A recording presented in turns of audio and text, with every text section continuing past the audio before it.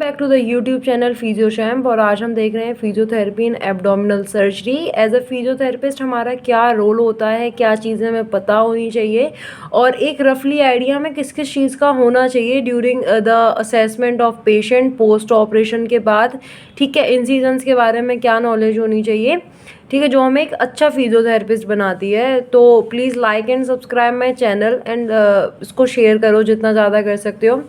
तो इसके अंदर जो है हमारा सर्जिकल रिपेयर, रिसेक्शन और रिकंस्ट्रक्शन इन्वॉल्व होता है इनसाइड द एब्डोमिनल कैविटी। ठीक है, कोई भी जो एब्डोमिनल सर्जरी हो रही है उसके अंदर ये तीन चीज़ें होंगी। ओके, अब यहाँ पर एब्डोमिनल सर्जरी दो तरीके से करी जाती है। एक होता है open approach, close with staples और सूचर्स यूज़ किए जाते हैं इसके लिए, मतलब उसको सिल दिया जाता है प्रॉपरली। एक इसमें लार्ज इंसिजन्स लगते हैं ओपन अप्रोच के अंदर, क्योंकि एक large amount of soft tissues damage किए जाते हैं। दूसरा होता है आपका की होल अप्रोच, जिसको हम लेप्रोस्कोपी भी कहते हैं, कि एक पतला सा कोई इंस्ट्रूमेंट अंदर डाला जाता है, उसके थ्रू प्रॉपर सर्जरी अंदर ही अंदर कर दी जाती है। इसके अंदर इंसिजन्स जो होते हैं वो बहुत छोटे होते हैं और ज़्यादा डैमेज नहीं होता है। ठीक है, ज़्यादा डैमेज नहीं होता है, सॉफ्ट टिश्यूज़ भी हील होने में कम टाइम लेते हैं। अब ओपन एब्डोमिनल सर्जरीज़ के अंदर क्या होता है, ठीक है, ओपन एब्डोमिनल सर्जरी इंसिजन्स जो हैं वो ज़्यादा इंपॉर्टेंट है, बिकॉज की होल अप्रोच के अंदर तो बहुत छोटा सा वो होगा। ठीक है, any mistake badly placed incisions इन ऑपरेशन के टाइम पर अगर इंसिजन्स के अंदर कोई भी इनएप्रोप्रिएट सूचर मटेरियल या प्रॉपरली वो नहीं इंसिजन्स किए गए तो उसके कॉम्प्लिकेशंस हो सकते हैं कि पोस्ट ऑपरेटिव कॉम्प्लिकेशंस होंगे हमारे, हीमाटोमा फॉर्मेशन हो सकता है, अगली स्कार फॉर्म हो सकता है, मतलब दिखने में बहुत ज़्यादा बेकार लगेगा, इंसिजनल हर्निया हो सकता है, और worst of all complete disruption of the surgical bond, मतलब कि पूरी की पूरी सर्जरी ही वेस्ट चली जाएगी। ठीक है, इन्फेक्शन होने के चांसेस होंगे, आपका इंसिजनल हर्निया, मतलब कि वहाँ से इंसिजन से जो अंदर वाला ऑर्गन है, ठीक है, जैसे इंसिजन प्रॉपर नहीं लगाया, कोई भी दिक्कत हो गई इंसिजन के अंदर, तो यहाँ से जो आपका इंटरनल ऑर्गन है वो बाहर की साइड आना शुरू कर देगा। ठीक है, इसको कहते हैं इंसिजनल हर्निया। अब यहाँ पर हमारा एज अ फिजियोथेरेपिस्ट जो रोल होता है हमारा, वो सिर्फ इतना रोल होता है कि हमें पता होना चाहिए कौन सी मसल्स वीक हुई हैं, किस तरीके का इंसिजन है, किस तरीके की हमें पोजीशनिंग रखनी है पेशेंट की, मतलब एक काफ़ी इंपॉर्टेंट रोल रहता है हमारा प्री भी और पोस्ट भी। अब कोई भी सर्जन जो टाइप ऑफ इंसिजन को यूज़ करता है उसकी तीन बेसिक वो होते हैं प्रिंसिपल्स जिनको भी यूज़ करता है, एक असेसिबिलिटी, एक्सटेंसिबिलिटी और सिक्योरिटी। ठीक है, कि अगर वो इंसिजन एक जगह पे लगा रहा है और उसको दूसरी जगह, जैसे अगर उसको जो एक्सप्लोजर है वो चाहिए, उसका किडनी का चाहिए, ठीक है, तो वो ऊपर क्यों लगाएगा, वो सिर्फ उसी एरिया में लगाएगा ना जहाँ पर उसको एसेस हो सके वो वाला पार्ट।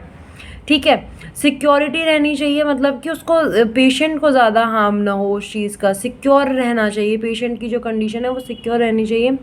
ओके, अब बाद में भी कभी कभार ज़रूरत पड़ती है कि री सर्जरी हो रही है, वापस से दोबारा री सर्जरी हो रही है, तो वहाँ पर हमारा जो है वो इंसिजन्स को ही हम यूज़ कर लेते हैं। अब देखो यहाँ पर आपका जो है, यहाँ पर जो ये ट्रीम लाइन या एक्यूट एंगल, बड़े ऐसे एंगल्स पे कटे हुए वो होते हैं ना जो इंसिजन्स होते हैं, इनका काफ़ी हार्म होता है। ठीक है, जैसे कि लीड्स टू डीवेस्कुलराइजेशन ऑफ टिश्यूज़, जो इसके आसपास के टिश्यूज़ होंगे वहाँ पे डीवेस्कुलराइजेशन हो सकती है, डिले और वीक हीलिंग हो सकती है और इंसिजनल हर्निया हो सकता है। इसीलिए एक्यूट एंगल पर जो इंसिजन्स काटे जाते हैं उनको ज़्यादातर अवॉइड करते हैं। पेशेंट्स को पता होना चाहिए, फिजियोस को पता होना चाहिए कि रप्चर तो नहीं हो रहा है, या कोई पेशेंट और सर्जरी के बाद आया है तो वहाँ पर उसको कोई कॉम्प्लिकेशंस तो नहीं हो रही हैं। ठीक है, ये सारी नॉलेज हमें होनी चाहिए।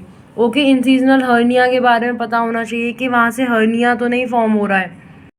ठीक है, तो अब हम आगे देखते हैं कि शॉर्ट पर्सन और स्टॉकी पर्सन जो होगा उसके अंदर लॉन्ग वर्टिकल इंसिजन्स जो होंगे, ट्रांसवर्स इंसिजन्स जो होंगे वो बेटर एक्सपोजर देंगे, और टॉल और थिन पेशेंट के अंदर शॉर्ट इंसिजन्स जो होंगे, मतलब वर्टिकल इंसिजन, शॉर्ट इंसिजन्स में काम चल जाएगा।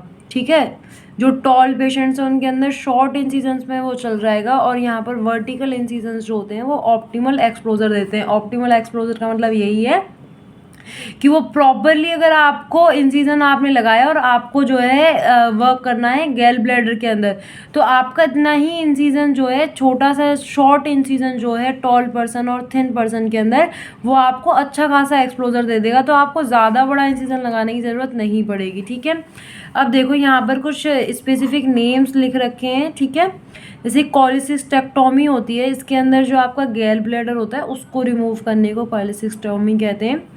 इसके अंदर राइट कोचर्स इंसिजन किया जाता है। राइट हेमी कोलोस्टोमी जो होती है, इसके अंदर इंफ्रा एम्बिलिकल ट्रांसवर्स इंसिजन किया जाता है। और स्प्लेनेक्टोमी जो होती है, इसके अंदर लेफ्ट सबकोस्टल इंसिजन किया जाता है।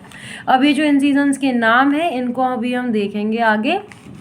ठीक है, उसके बाद आपको अच्छे से समझ में आएगा। ओके, अब यहाँ पर है आपकी क्लासिफिकेशन ऑफ इंसिजन्स के कितने तरीके के इंसिजन्स होते हैं। पहला है vertical incision, transverse and oblique incisions. Vertical मतलब किस तरीके से वर्टिकल होंगे ये, ट्रांसवर्स और ऑब्लिक कुछ इस तरीके से होंगे, कुछ इस तरीके से होंगे। और थोरैको एब्डोमिनल स्पाइरल इंसिजन्स, तो ये है हमारे मोटा मोटी तीन।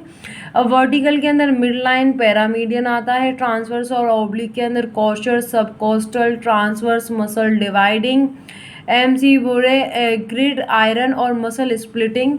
ठीक है, ऑब्लिक मसल कटिंग और फाइनेंशियल आता है। ठीक है, अब हम एक एक करके इसके एडवांटेज और डिसएडवांटेज सब चीज़ों को देखते हैं। जो मिड लाइन इंसिजन होता है उसके अंदर आपका एडवांटेज होता है, देखो इस तरीके से होता है, ये बीच में मिड लाइन इंसिजन यहाँ पर, और ये आपका जो है इंफ्रा एम्बिलिकल, इस जो mid line infra umbilical mid line जो है आपका, ये है आपका एम्बिलिकल। ठीक है, और ये आपका स्टर्नम, तो यहाँ से लेकर के यहाँ तक जो इंसिजन होगा उसको बोलेंगे infra umbilical mid line incision. ठीक है, इसका एडवांटेज क्या होता है, एक तो ये ब्लडलेस होता है, ज़्यादा मसल फाइबर्स डिवाइड नहीं होते हैं इसके अंदर, और ना ही कोई नर्व इंजर्ड होने के चांसेस होते हैं। और यहाँ पर good access to upper abdominal viscera, जो अपर एब्डोमिनल विसरा है इसमें अच्छा एक्सपोजर मिल जाता है। डिसएडवांटेज क्या है, पुअर वेस्कुलरिटीज़ की वजह से इंसिजन जो हैं वो हील होने में जो है बहुत टाइम लेते हैं, और पुअर क्वालिटी की हीलिंग होती है। Perfect site for incisional hernia, और ये अगर यहाँ पर जो है ना, क्योंकि सारा का सारा जो स्टमक इंटेस्टाइन ये सारी चीज़ें यहीं पर है, तो यहाँ से एक अच्छा खासा वो होता है, हर्निया होने का चांस ज़्यादा होता है। ठीक है, तो ये हो गई हमारी मिड लाइन के बारे में। अब देखते हैं पैरामीडियन, ये हमारे वर्टिकल इंसिजन्स ही चल रहे हैं। तो पैरामीडियन के अंदर क्या होता है, पैरामीडियन देखो ये वाला जो ये है ना डायग्राम है, ये इंपॉर्टेंट है, इससे आपको सब याद रहेगा। जो आपका अम्बिलिकल है, यहाँ से 2.5 से लेकर के 5 सेंटीमीटर तक away to the lateral side. ठीक है, जो इंसिजन लगाया जाएगा वो होगा आपका पैरामीडियन। ठीक है, इसका एडवांटेज क्या होता है, राइट और लेफ्ट वर्टिकल इंसिजन्स, ये आपके लेटरल जितने भी स्ट्रक्चर्स होते हैं, जैसे स्प्लीन हो गया, किडनी हो गया, उसके लिए यूज़ किया जाता है। दूसरा आपका क्लोजर मोर सिक्योर, इसका जो क्लोजर होता है वो ज़्यादा सिक्योर होता है, क्योंकि यहाँ पर रेक्टस एब्डोमिनस मसल होती है जो एज अ ब्लडर काम करती है, मतलब कि वो पास में लाने का काम करती है। ठीक है, उसका जो ओरिजिन ऑफ मसल्स होती हैं, जो ओरिएंटेशन होती है वो मसल्स की इस तरीके से ही होती है फाइबर्स की, कि वो पास में लाने का काम करती हैं, री अप्रोक्सीमेट करती हैं पोस्टीरियर और एंटीरियर फेशिया को। ठीक है, अब यहाँ पर दूसरा एडवांटेज क्या है कि एंटीरियर रेक्टस सीट जो होती है वो एक्सपोज्ड होती है और यहाँ पर इंसाइज कर दी जाती है। जो मीडियल एज होगी ना वो प्रॉपरली इसका जो है ये प्रोसीजर यहाँ पर बताने की कोशिश करी थी कि किस तरीके से यहाँ पर इसको इसने एक्सपोज किया, फिर उसको पकड़ता है और हेमोस्टेट से उसको अपलिफ्ट करता है और फिर जाकर के वहाँ पर वो इंसिजन वगैरह प्रॉपर हो जाता है और वहाँ पर फिर वो सर्जरी आगे परफॉर्म करता है। इसका डिसएडवांटेज क्या है, यहाँ पर weak and strip of muscles from its lateral vascular and nerve supply. ठीक है, तो यहाँ पर आपको एट्रोफी ऑफ मसल्स देखने के लिए मिलती है मीडियल टू इंसिजन्स, मतलब ये जो इंसिजन है इससे मीडियल साइड पर आपको एट्रोफी देखने के लिए मिलेगी, मतलब जो मसल्स हैं उनकी जो अमाउंट है वो कम होने लग जाएगी, वेस्टेज होने लग जाएगी। It is a laborious and difficult to extend superior as it limited to by costal margin. अगर ड्यूरिंग द सर्जरी भी या आफ्टर द सर्जरी कभी ऐसी ज़रूरत पड़ती है कि इसको और ऊपर की तरफ लेके जाना पड़ रहा है या एक्सपोजर क्लियर नहीं हो रहा है, तो सिर्फ इसका यही दूसरा डिसएडवांटेज है कि यहाँ पर ये कोस्टल मार्जिन आ जाता है। ठीक है, ये कोस्टल मार्जिन आ जाता है तो इसको आप और ऊपर की तरफ एक्सटेंड नहीं कर सकते हो। ठीक है, जैसे पैरामीडियन ये था आपका मिड लाइन, तो मिड लाइन में आप और ऊपर की तरफ जा सकते थे। ठीक है, लेकिन इसके अंदर आप नहीं जा सकते हो। ओके, और वैसे पैरामीडियन में स्टर्नम तक नहीं होता है, स्टर्नम से नीचे होता है, तो स्टर्नम तक तो आप जा ही सकते हो। ठीक है, ये हो गया पैरामीडियन के बारे में। अब हम आगे देखते हैं। और इसका एक चीज़ और कि इसमें जो है आपको कॉन्ट्रालेटरल स्ट्रक्चर्स के लिए गुड एसेस नहीं मिलेगा, मतलब इस साइड के स्ट्रक्चर्स के लिए तो अच्छा मिलेगा, बट इस तरफ के स्ट्रक्चर्स के लिए कोई एक्सप्लोजर नहीं मिलने वाला है। ठीक है, अच्छी तरीके से नहीं कोई भी वो कर पाओगे।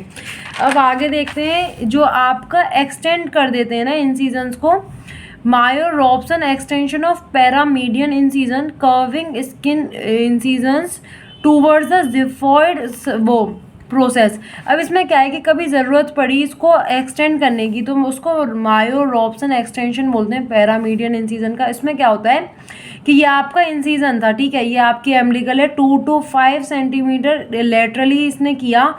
फिर जब इसको इंक्रीज करना है ना, तो क्या करेगा, ये जिफिनॉइड की तरफ वो कर देगा, घुमा देगा इसको।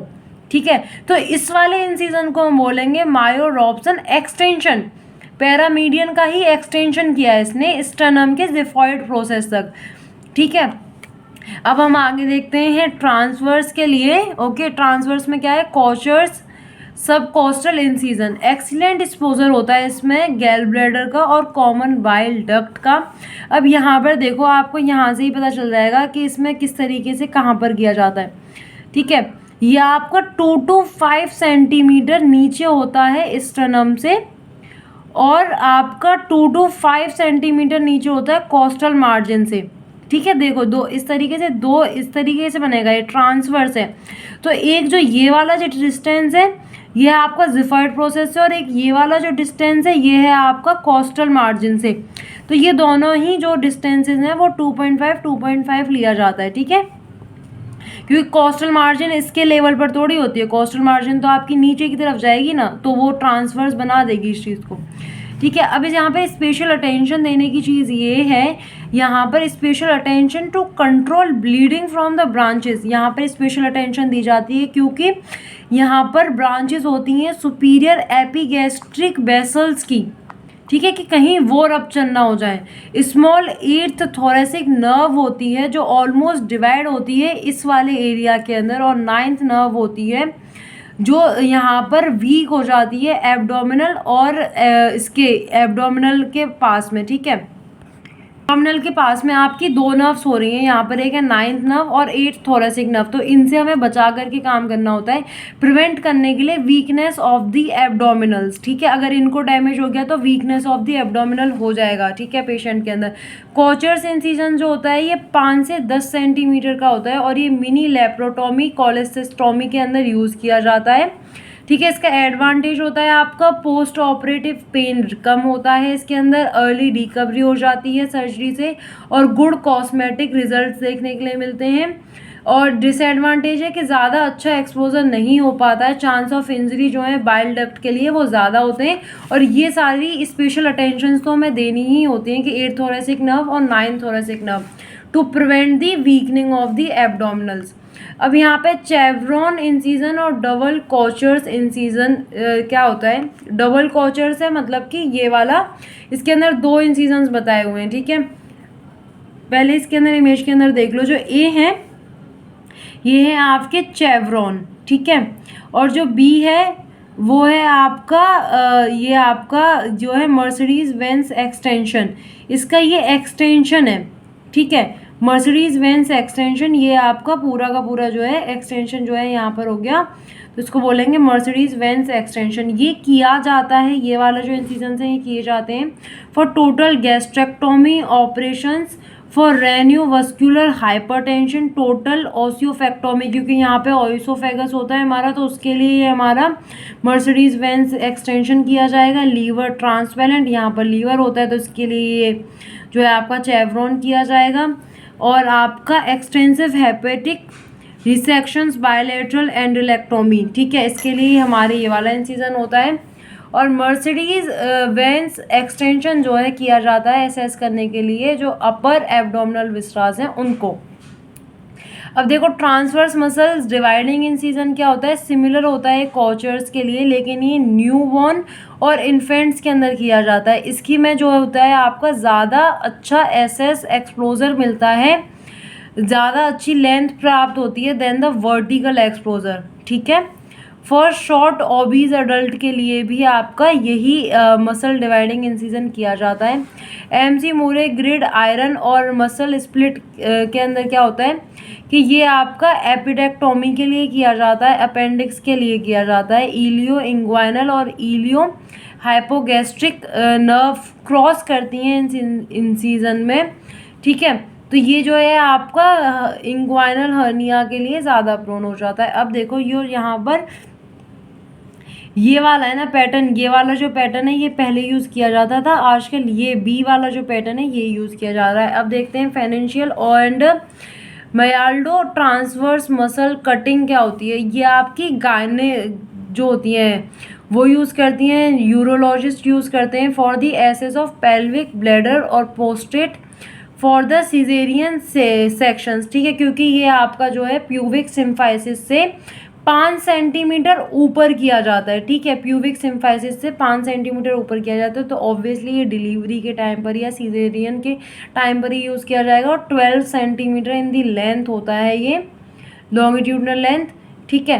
तो this was all about the incisions, उसके एडवांटेज डिसएडवांटेज, किस चीज़ के लिए यूज़ किया जाता है, क्या क्या होता है। आई होप आपको समझ में आया होगा। Thank you so much for watching my video and please like and subscribe it for more such videos.